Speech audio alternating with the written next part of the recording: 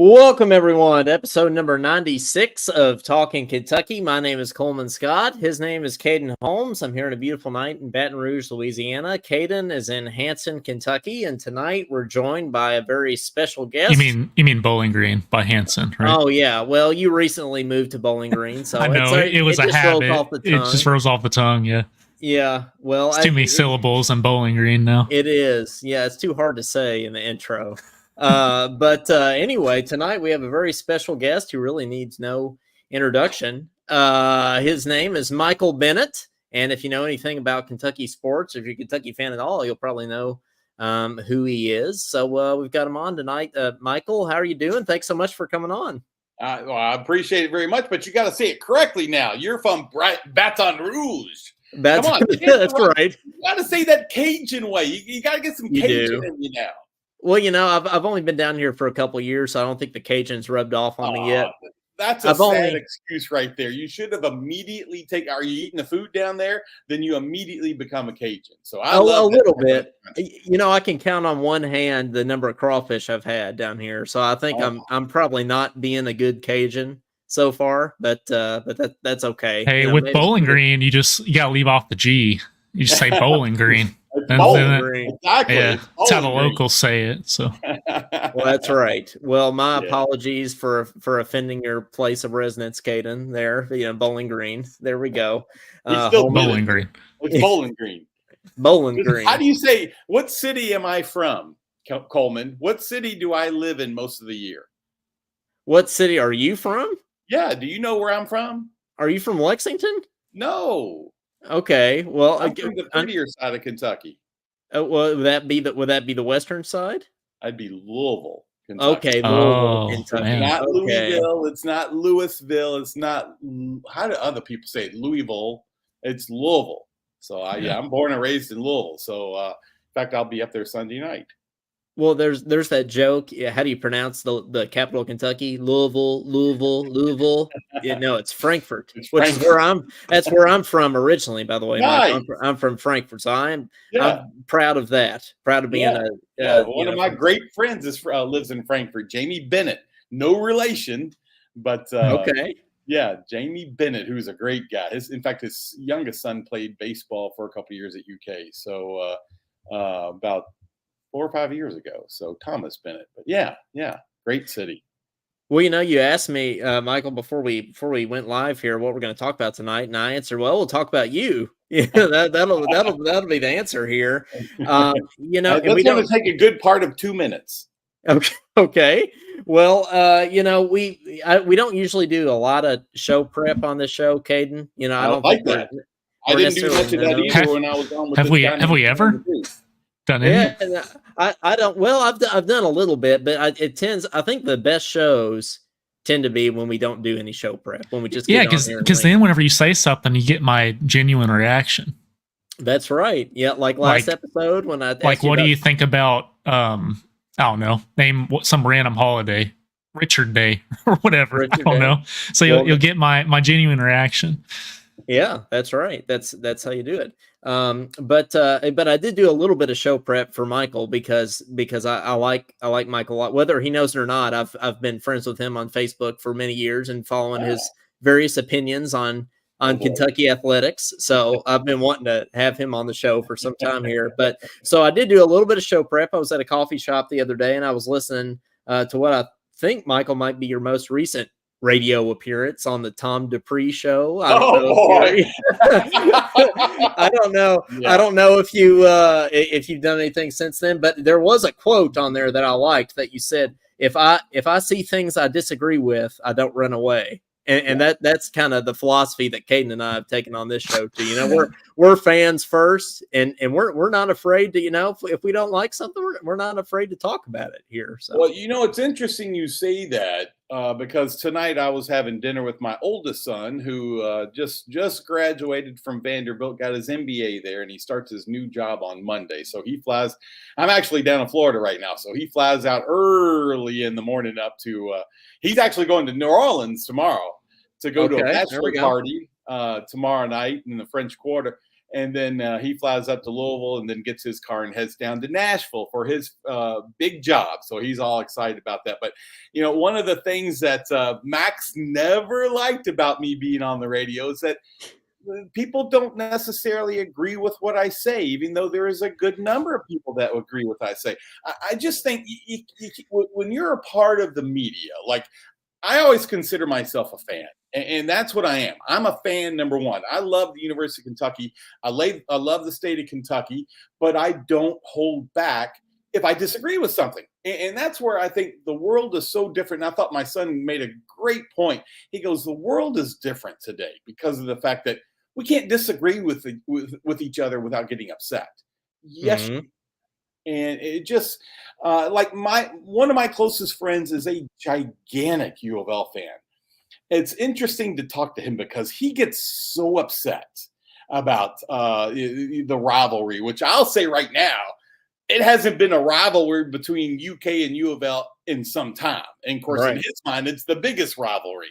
And so he gets so upset. But you know what? We walk away still as very close friends. And, because I tell a lot of people how much I loved Kenny Payne. I still love Kenny Payne to this day. Same. I consider him a very good friend of mine. And I supported him at U of L. I went to games at U of L to watch him just because I love Kenny Payne.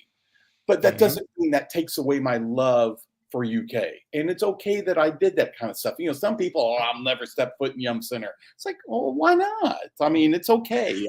I guess because I grew up in Louisville at U of L and going to games and stuff, I never really had that true hatred like a lot of UK fans do. My biggest rival is Tennis Stink. I mean, it'll always be Tennis. Oh, yeah. You'll never hear me say it a different way. People make fun because I say Tennis Stink, but that's what they are to me. That's my big rival.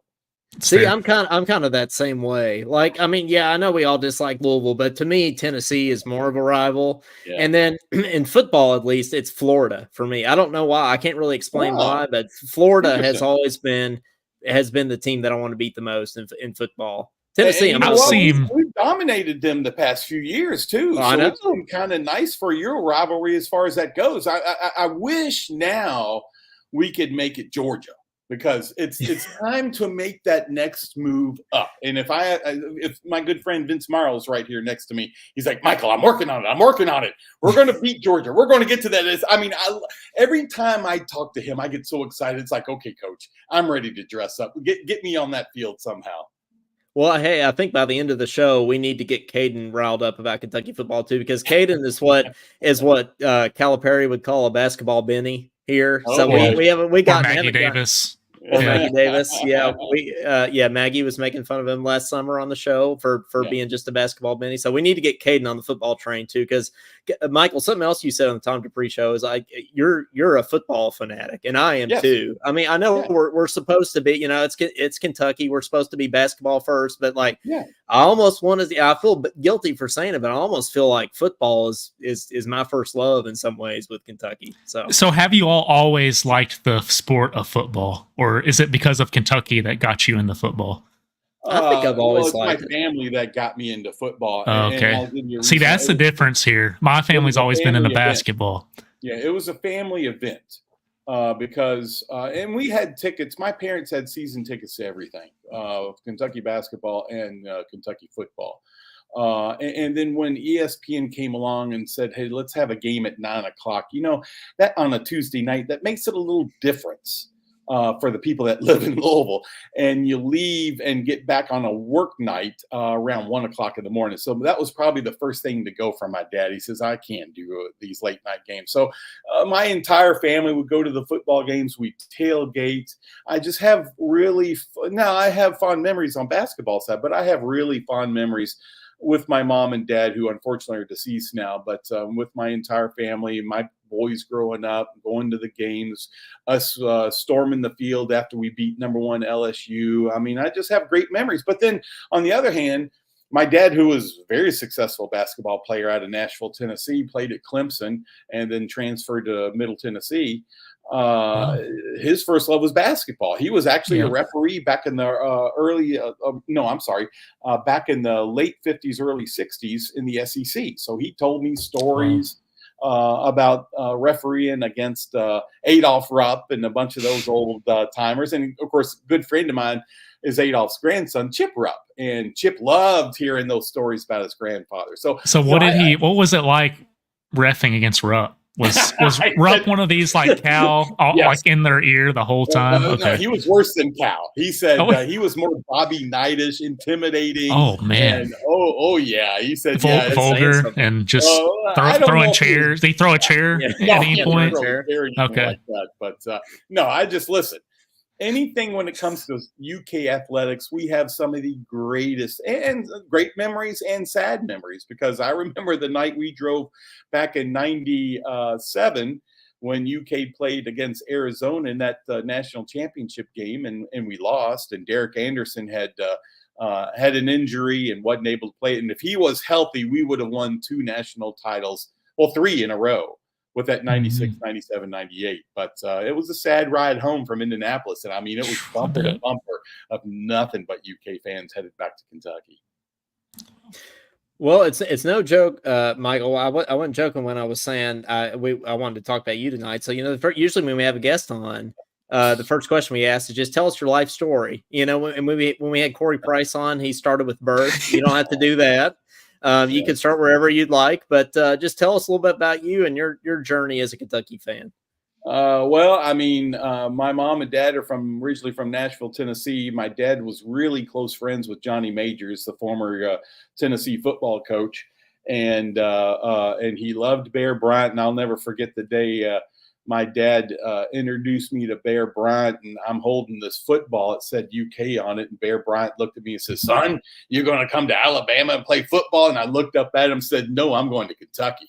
So I grew up a Kentucky fan, even though my dad was a diehard. My older brother, who's 13 years older than me, first went to UK because my parents moved up to Kentucky before I was born. And when my mom saw him going to UK, she looked at my dad and said, "Now, Jerry, we're now going to be UK fans." And the reason my mom and dad had a successful marriage for over 50 years is because my dad said, "Yes, Annie Mae, we are now UK fans." So I grew up a UK fan. I've always been a UK fan. I mean, I went there, attended UK. I loved it, love it dearly today.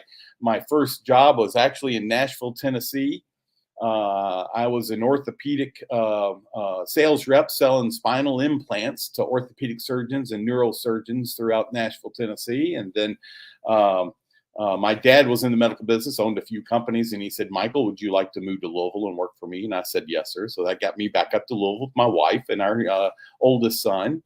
And then we had that business, and I helped increase it ×3, and we ended up selling it to a competitor. And then I started my own little business as an orthopedic and spinal implant distributor. So I had a number of reps throughout Kentucky, Tennessee, and did well at that, sold that business a few years back. And then I thought, what am I going to do now? And a good friend of mine, who's the former tennis coach at UK, said, "Michael, you ever thought about starting a radio show?"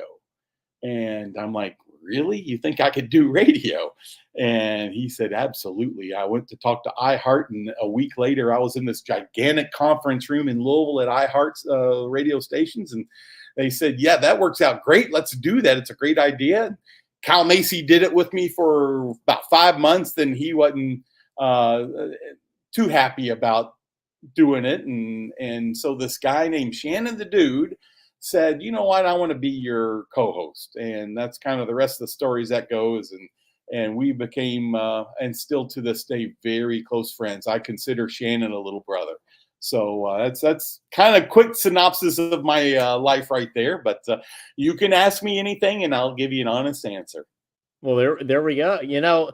Kate and I are big Shannon fans. I would say that Shannon might be my favorite guy on KSR, dude, to use the proper term on KSR, because Shannon tells it like it is. Yeah, he's not afraid to speak he's his honest mind. too. He's honest. And that's the way he is in real life. I mean, it's funny when we're together, we're laughing so hard we're crying, and that's how our show was.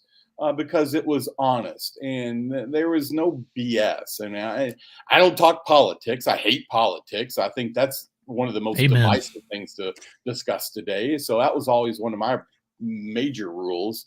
But Shannon and I would just have fun. We were just ourselves. This question is a little bit down my list here, Yeah. but I think I want to go ahead and ask it here. Do you have a favorite Shannon the Dude like memory or quote or anything that from your time working with Shannon, or just from just off the script, off the air? I have too many memories to remember. I mean, he felt comfortable enough that he doesn't have that necessarily on the other show he's on, that he could react to me in any way he wanted, and he knew it wouldn't hurt my feelings, no matter how much fun. Probably the time I was in Paducah, and I was doing the show down there. Shannon was back in Louisville producing the show, and the guy was at the station down in Paducah, because we were on down there too, was trying to get it all connected, and we're going on the air, and I'm trying to tell something. I'm interrupted by the guy because he's trying to do something. I'm losing because I can only concentrate on one thing at a time. I cannot multitask at all to save my life. And finally I go, Shannon, I can't hear you. And Shannon immediately goes, because I'm not saying anything. I mean, he was just kicked off. And I just started dying laughing. It's like, okay, that's how it's going to be. I mean, you couldn't do anything but laugh. I mean, because he knew I was struggling. He was getting mad by the minute. And here we are live on the air. So that's probably one of my favorites. The one he always loved. I'm talking about Josh Pascal. And for some reason, guys, Caden Coleman, I can't answer it. I always screw up names. And this one particular Hey, ours is typed right here, so you won't. Well, exactly. Well, thank you. But Josh Pascal's name was not typed on the air. And I all of a sudden called him Josh Pickle. And I have Chaz Pickle. I called him Chaz Pickle. And Shannon's nowhere close. Where's Dill? Where's Sweet? I mean, and I start laughing. I finally get mad. I said, and I meant to say, I know the names of all these players. And without even noticing, not even skipping a beat, I go, I know the names of all these pickles. And I have no idea where that came from. He starts laughing. I start howling. I can't say anything for a good 3 or 4 minutes because I'm crying laughing.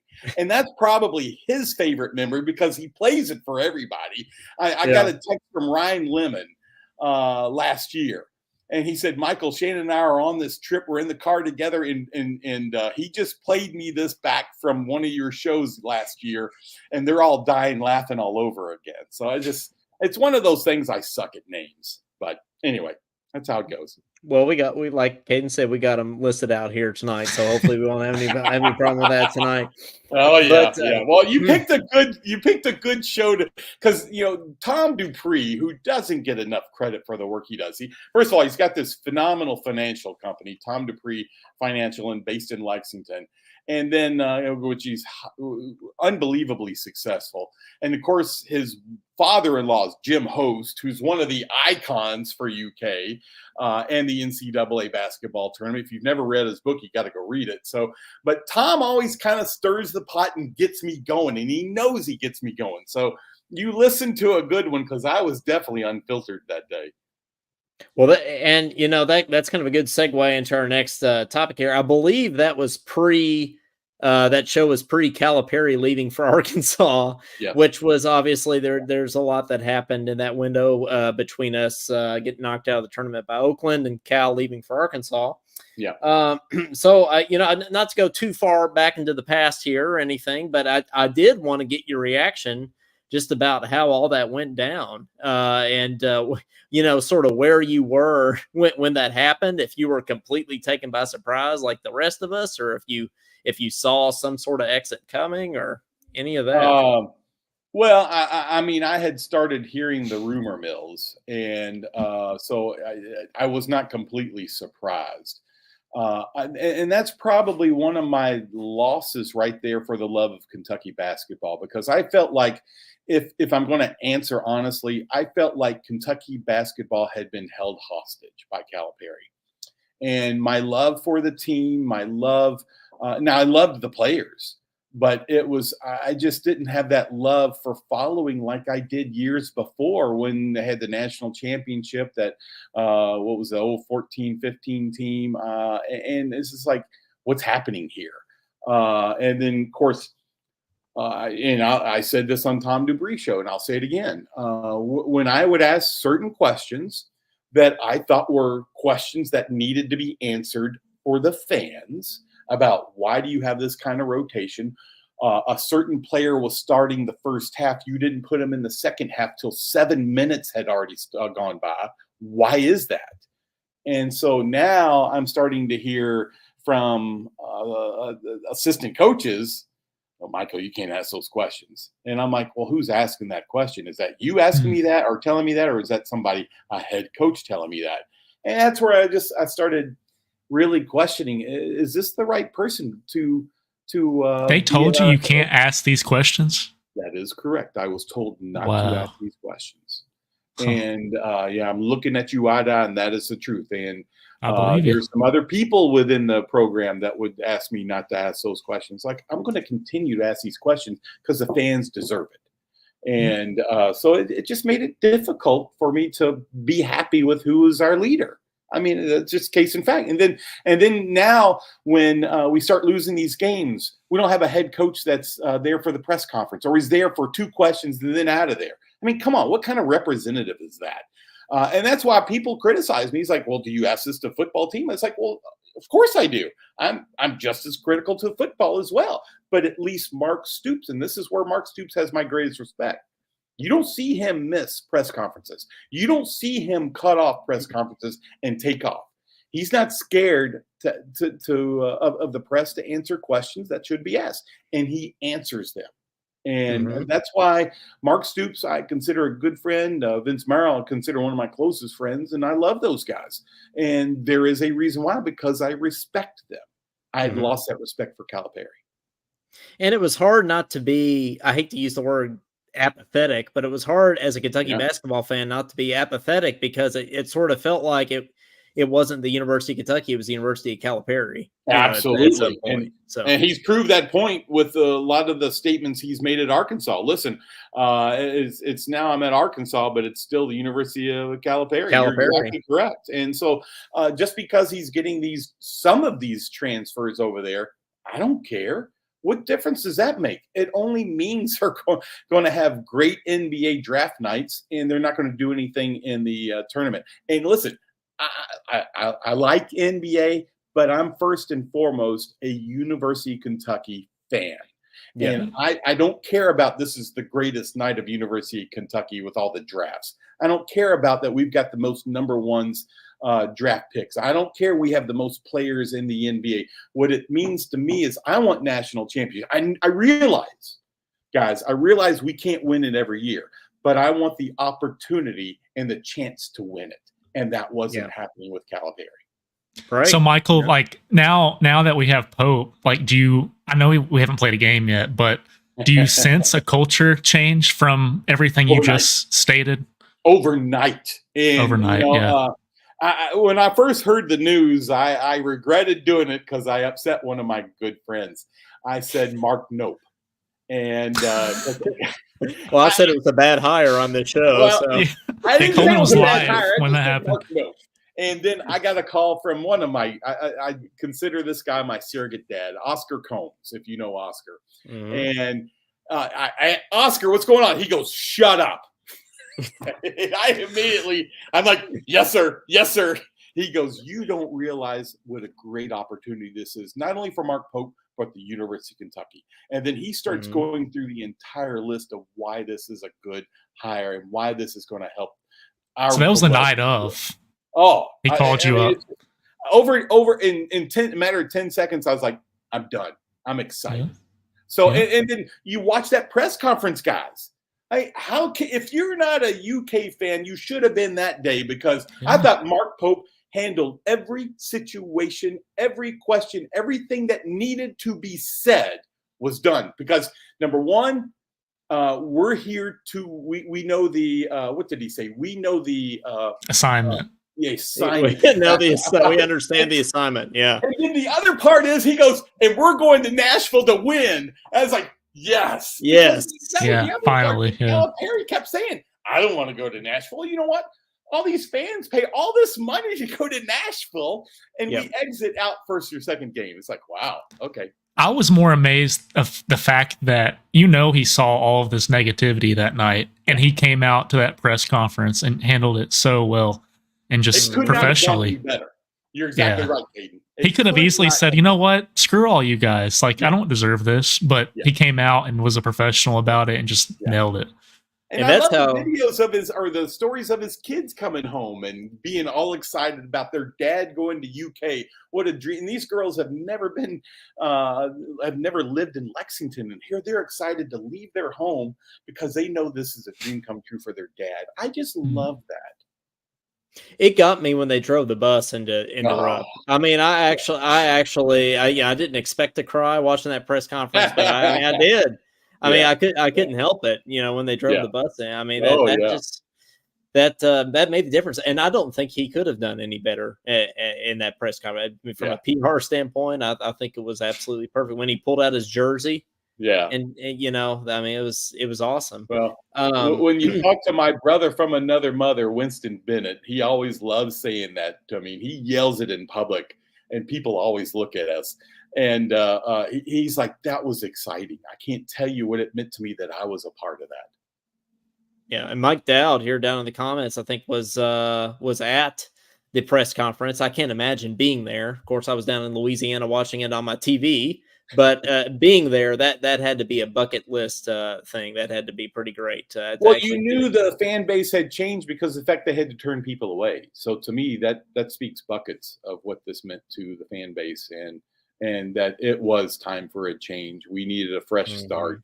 And I'm sorry Calipari left like he did, but I was ready for him to go 5 years ago. I really predicted that this whole lifetime contract was a major mistake because Cal didn't have to worry about being fired.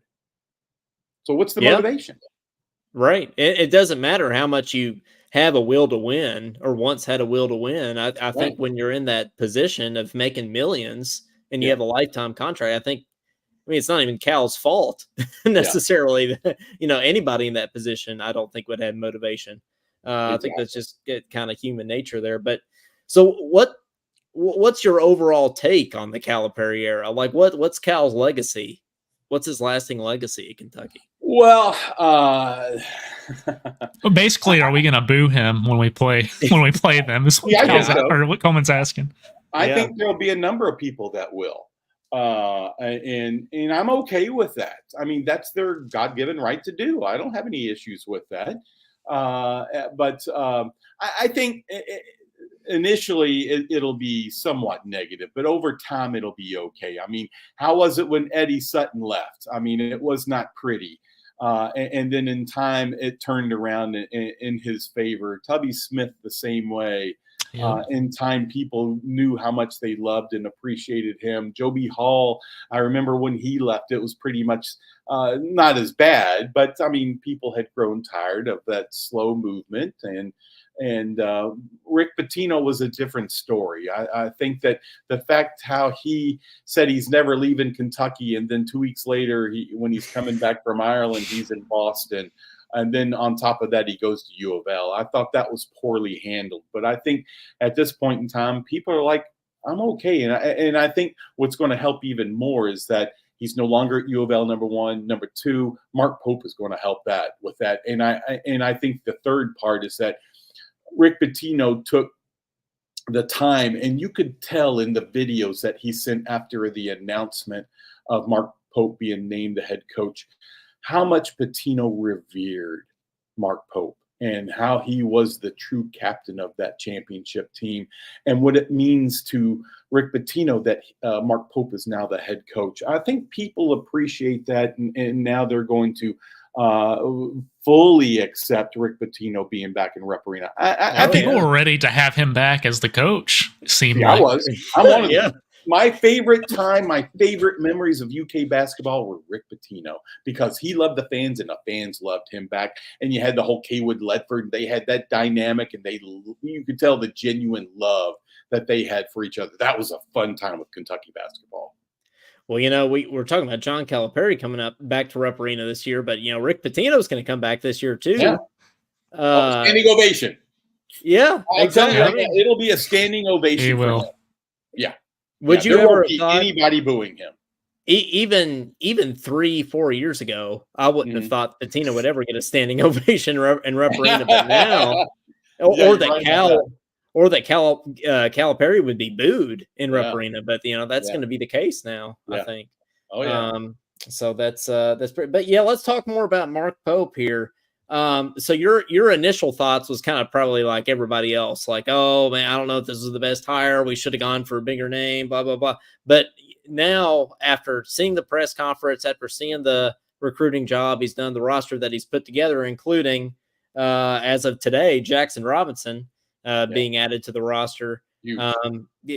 How do you feel about Mark Pope? I mean, what do you think about the job he's done so far? Well, if you're not following Oscar Combs on Twitter, at Wildcat News, you need to be, or follow me too, just the Cat Radio if you want to do that. But listen, I'm excited. I think because the reason I bring up Oscar, he put up a poll today. How do you feel about the way the team is set up? And I just think. It's not, I wouldn't necessarily call it a championship team, but it has exceeded my expectations. So, and now the fact that so many people say what a phenomenal X's and O's coach that he is, that's the part I love the most. He's not afraid to go get the players, ask for the clothes, and now he's gotten the clothes with a few of those players. So he's proven in his first year, even though he hasn't coached a single game, he can get those players. If you look back at his record from last year at BYU and the teams that he beat, to me, his record far exceeded Calipari's because he beat big names. Kansas. Yeah. I mean, and you can go on with those teams. So, yeah, he exceeded my expectations as far as recruiting with his first team. And I'm excited to see how this team is going to be coached, because that's the one thing we've missed last 5 years. No, I'd say more than that. It's been 15 years since this team's been well coached. Yeah. So how would you compare this team to his teams at BYU? Well, listen, it might be too early to say, but it is. But I think it's going to be a more talented team here, and experienced.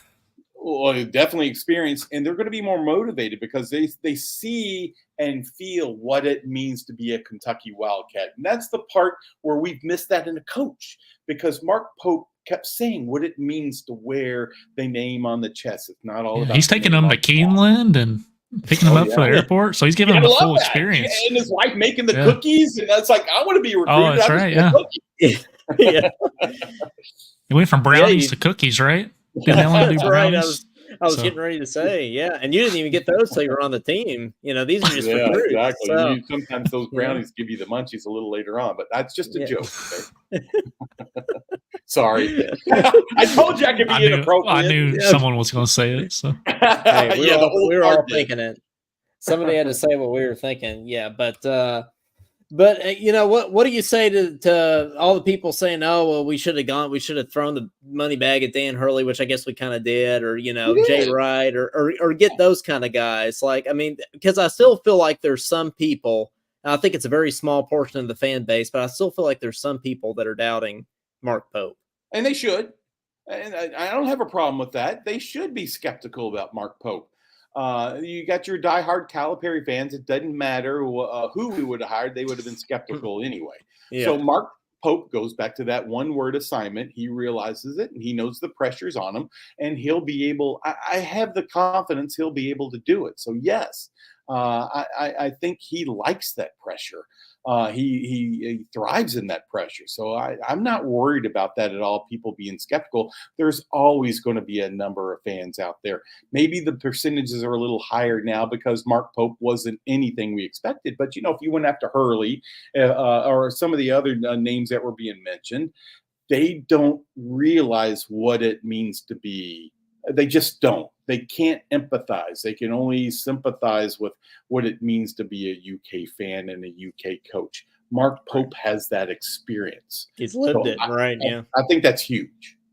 Yeah. I mean, to coach at Kentucky, to actually have lived it. I mean that is huge, and credit to Mitch Barnhart for recognizing that. Going back to the roster, up to this point, everybody's thought, oh yeah, it's a great roster that he's put together in such a short amount of time, but they need one more guy. Like to be a contender, they need one more person, and a lot of signs pointed to Jackson Robinson as being that guy. And now today that we got him, do you think this team is a contender to compete for a title next year? Well, listen, any team's a contender because the NCAA tournament is always a mystery. You never know who's going to win. I mean, you can predict all you want. The number of people picked UK was going to win last year with all the talent. And yes, anytime Kentucky is put up there with this talent level that Mark Pope has been able to achieve in committing, sure, we're a contender. I have no doubt about that at all. And now we have a guy that knows what it means to adjust your offense at halftime, to be able to input an inbounds play. I know we haven't seen that in a number of years, but people utilize an inbounds play. So we might see that we might even see zone. You never know, because guess what? Zone, it might be a better option with some teams than not. So yeah, I have that confidence that we can do that. The naysayers will say, well, he never got past the second round at BYU. So how can he do that at Kentucky? I'm just saying, like, playing devil's advocate. So what would you say to them? Well, how many rounds have we gone in the past 3, 4, 5 years? I forget. Yeah, right. That's the answer. Yeah. Maybe one. I don't know. Exactly. So is it one? I mean, if you want to be that stubborn, fine, be that stubborn. If you want to be that miserable being a UK fan, maybe it's time you think you're rooting something else. So I don't know. I just that kind of stuff just irritates me. Yeah, I think the last time we made it past the first weekend, I believe, was that Tyler Hero team when we lost to Auburn in the Elite Eight. Is that right? Yes, absolutely. Is that the last time? Yeah, we lost in that Elite in Kansas City, and poor Tyler Hero was just deer in the lights. I mean, it was amazing how nervous he was before the game and during the game. It was just not one of his nights, without a doubt. You could say the same thing about several of the freshmen we've had, honestly. Absolutely. And see, I think that's been one of the biggest knocks too, is that you got to have some experience. And I love the fact that we're getting older players, and maybe come senior day, we actually have some players that have been at UK for a few years and they actually graduate. I mean, we have 2 freshmen on this team, right? Just 2? Yeah. How you like? It's amazing. I love it. I like that. College Sportscast says, "What a zone? What is that?" Exactly. The biggest round of applause I think that Mark Pope got was making the comment about Nashville that we already talked about. But the second biggest round was probably when he said we're going to mix up our defense. We're going to Hawaii. We're going to go to Hawaii too. Yeah, we're going to go to Maui. Yeah, I miss that. Why not play at the Maui Invitational? I miss that. I genuinely miss those like little invitational tournaments that Cal would never play in. Yeah, I'm with you, and maybe we even play home and home against some team called Indiana, and there's a few things that I kind of like that we kind of had a departure because somebody was too stubborn to do that kind of stuff. So, listen, I love it, and I love the fact that there aren't going to be minutes promised to players. Every player is going to play for the most part, and I like that too because you know what? One night, Coleman, you might have a great game. Another night might not be your night. So you got to give somebody else a chance. And Cal was so stubborn, he never did that. Most nights are not my night when I played basketball. So I did have the occasional good night. But then no, that's absolutely the case. Well, let's get, Michael, I was talking to you a little bit before we went live here about how Caden is basketball Benny, and we need to get him more on the football train. So, if we're talking about football this year, I'm trying to get Caden excited about football, but it's hard to because he wants us to beat Georgia. That's his thing. It's like when we beat Georgia, I'll listen to you. They'll have my attention. Yeah. But I mean, this team this year, we're transitioning to football here. I mean, we have the opportunity to be really, really good this year. The problem is we got a really tough schedule. So I think we might end up with the same or a very similar record but be much improved. Yeah. But how could you talk me out of that? Do you think there's a way that we could go 9-3 and maybe be a playoff contender, this 12-team playoff? Well, it depends. I mean, it's kind of nice to steal a running back from this little school north of us named Michigan. Yeah, that's pretty phenomenal to be able to do that. It depends on what the quarterback does. If we get some good quarterback development, because I haven't been happy in a number. I haven't been happy with our quarterback probably since a player named Woodson. That's the last quarterback I thought was. And I know a lot of people are going to say Terry Wilson was good. I know a lot of people are going to say, what about Will Levis?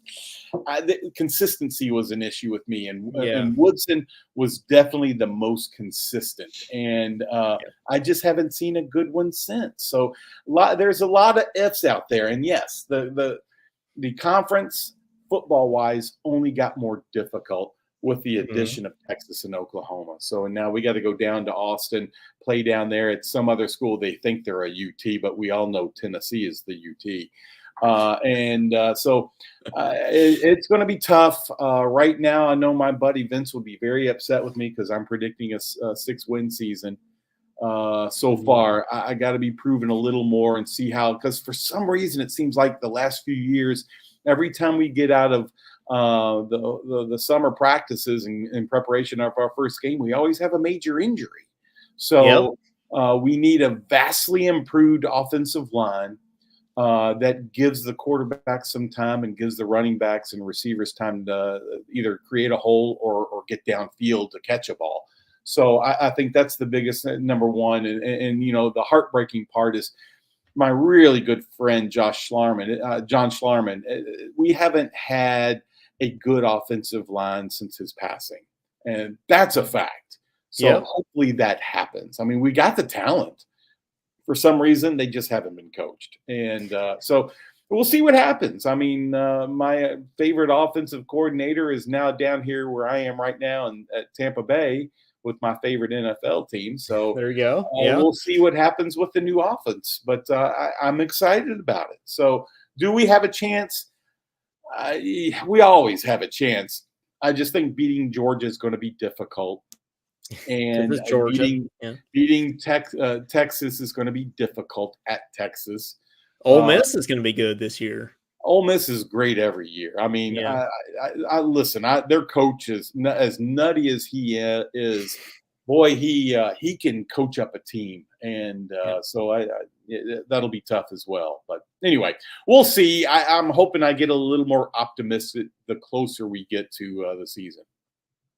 Going back to the offensive line, his name's escaping me, but I was kind of surprised that we ended up back with this guy that bailed on us for Alabama.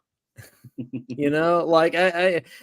feel like I don't know. I was just surprised to see him come back and just see that shake out the way it did. I hope he proves me wrong, but. Well, and the part is, that can be good, that can be bad. That could be bad from the standpoint that he didn't turn out to be the player they thought, so they don't care that he left Alabama. That's why people get concerned when players leave Kentucky.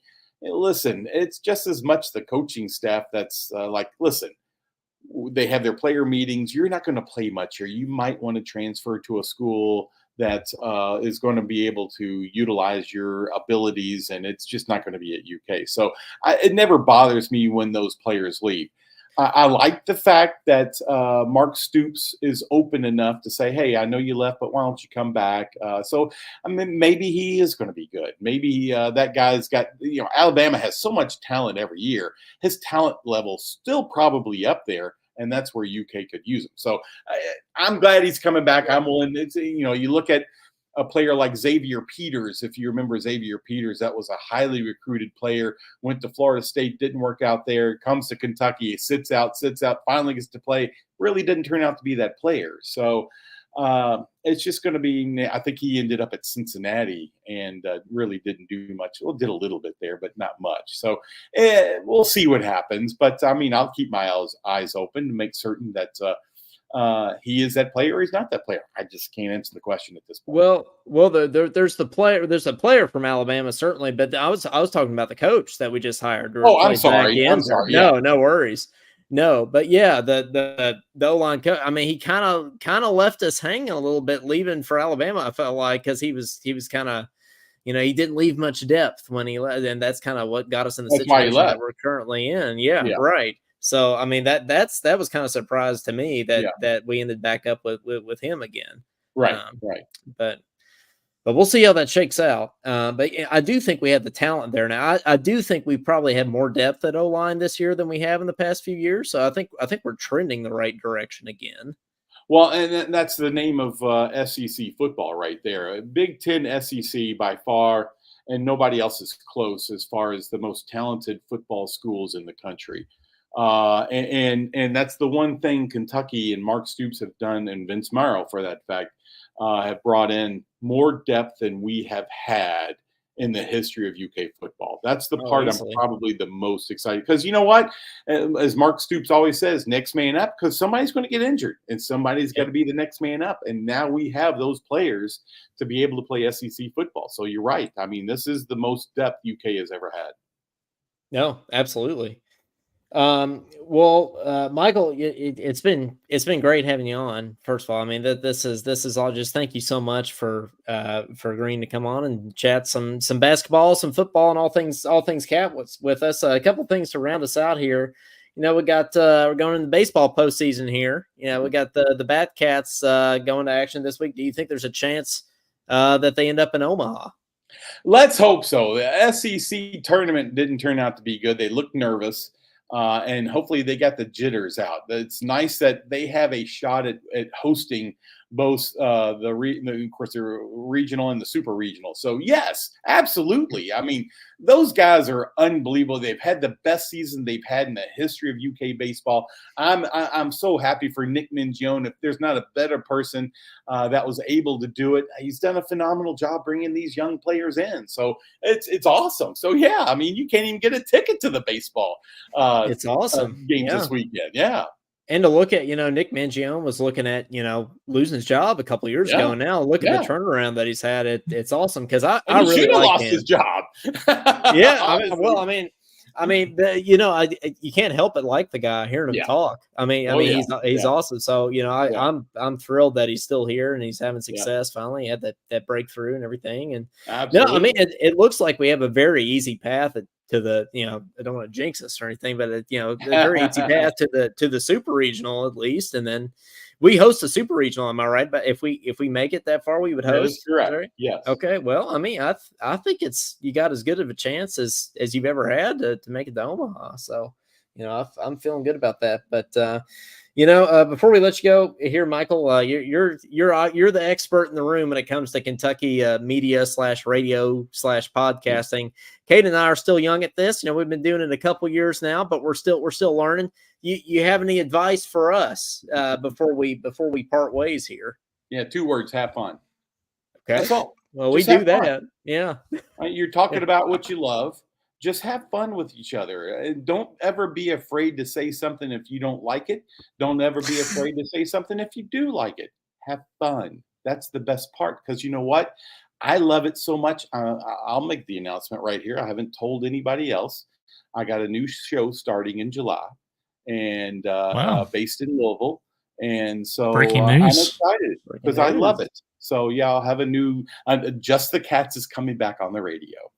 So wow, awesome! Congratulations! Yeah. Congratulations! You got breaking news. You heard it first on Talkin Kentucky. Well, y'all were nice enough to bring me on, so I thought, well, why not just let everybody know here? So yeah, well, that's I'm looking great. Forward to getting back on the only part is I am bummed it won't be with Shannon, but anyway, I'm excited about getting back on the radio and having fun, because to me it's about doing what I love and love talking about. So yeah.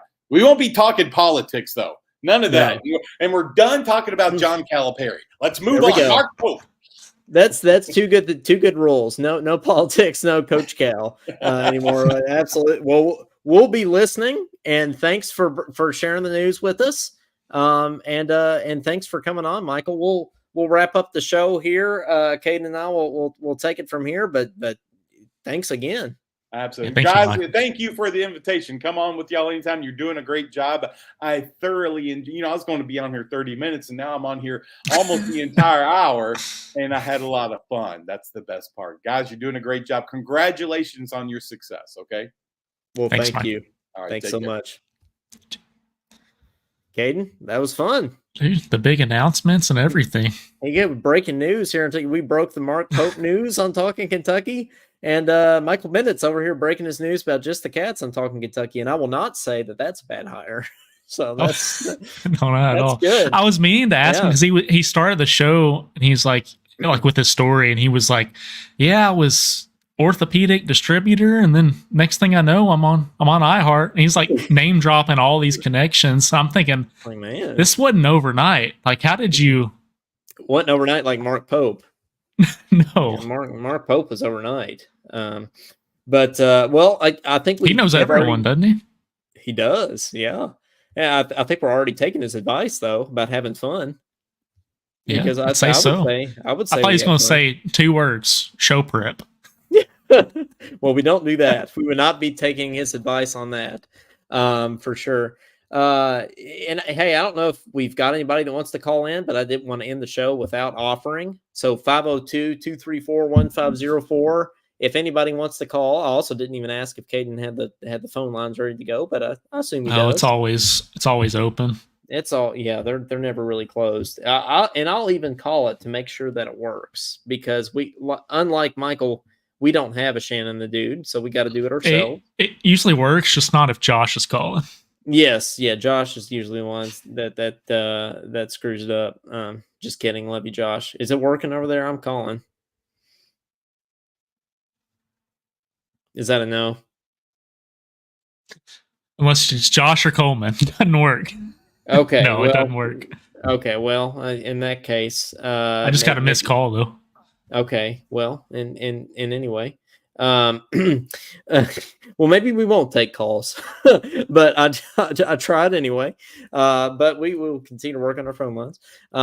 Mike Dowd says, I love it. We can start having fun now. Past 5 years wasn't much fun. Yeah, no, I completely agree, Mike. And that's a good point. Just, I mean, Kentucky basketball is fun again, you know? I mean, it hasn't been fun. I'm just excited about the Mark Pope hire because I'm already excited about Kentucky basketball again. That's enough for me to start off with. Yeah, and like everything we said we're going to play in Maui, hopefully eventually, and we're getting all these experienced players. I think didn't we decide we had 2 freshmen on this team, right?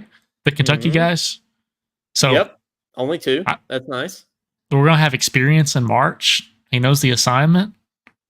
So let's do it. He understands the assignment. That's very much right. Madeline says, what are we thinking about the news on Jackson today? I'm feeling pretty good about it. We talked about this a little bit with Michael, but Caden, you're the resident expert. You're the player recruiting film analyzer for Talking Kentucky. So I'm excited to hear your thoughts. Yeah, I watched some highlights on this kid today, and he's I think he's 6'7", small forward, Coleman. So I think he was a 6th man of the year, I think, in that conference. So yeah, I'd say he'll start at Kentucky. But the thing that impressed me the most was just catch and shoot. And he'd shoot from the logo. He's not scared.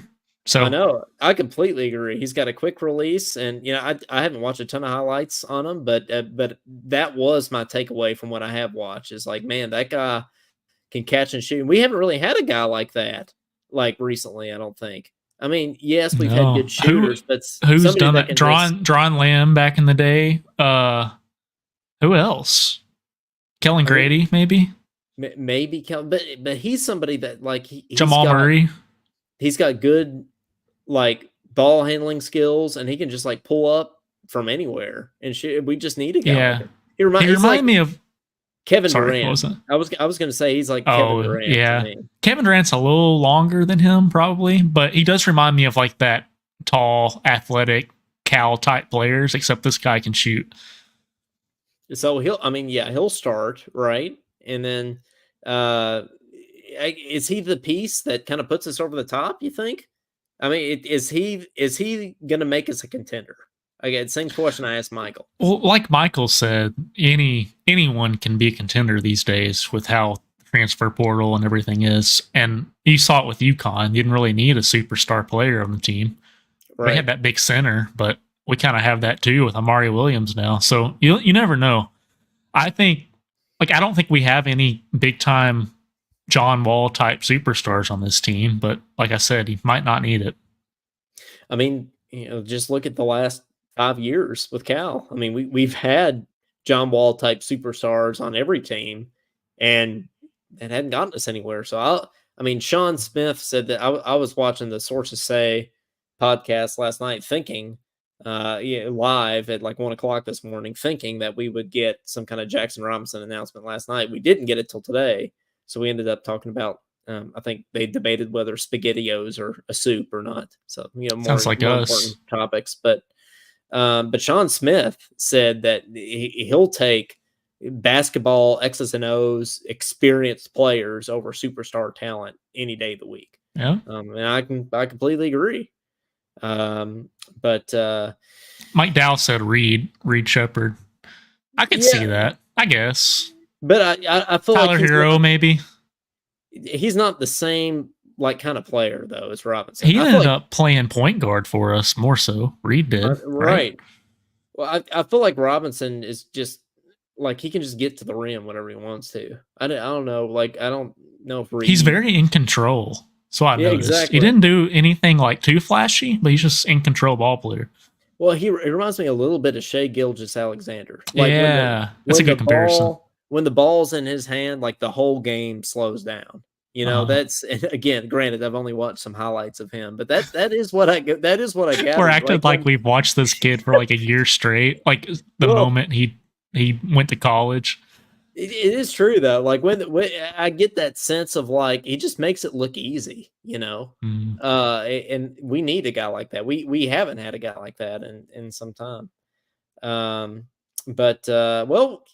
guys, we're at an hour here. I think the name of the episode's obvious. It's going to be talking Michael Bennett, right? Talking Bennett or talking Michael or talking Michael Bennett. I think we've done in the past with our guests. We've just done first names. Like Maggie Davis was talking Maggie. Did we name it that when we had Michael Spencer on though? Oh, that's a good point. I don't think so. Okay. We'll go with the tentative talking Michael then. Talking Michael with an asterisk. We'll make sure we don't have another talking Michael. If we already have a talking Michael, then maybe talking Bennett. But it'll be one of the two. Check the other 100 episodes first. Yeah. We'll just go through and we'll do some show prep and check the other things. Before we go here, Mike Dowd says, I'd like to see Willie Riley be our 13th guy. That's a name. They only play 13 players? Dang. Well, things are going to be different. Yeah. Yeah. Normally we play what? 7 at max? 2. Yeah. Do you know anything about Willie Riley, Caden? Because I certainly don't. That's a name I've heard circulated like the past 24 hours, but I got to be honest, I have no idea who that is. No, I would need to do my recruiting analysis for that one. I'll get back to you next week, Mike.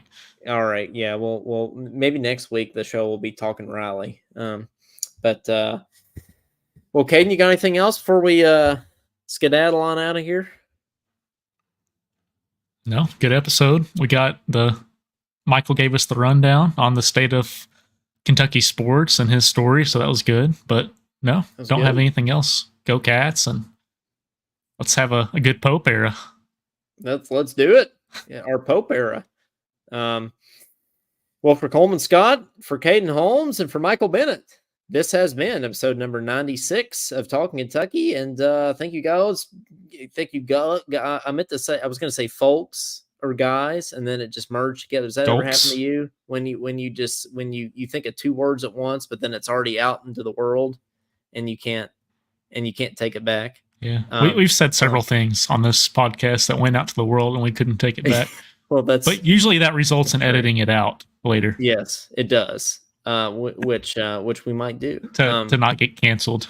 That's right. Well, Well, thank you, folks, very much for Coleman Scott, for Caden Holmes, for Michael Bennett. This has been episode number 96 of Talking Kentucky, and we'll see you guys next time. Go Cats.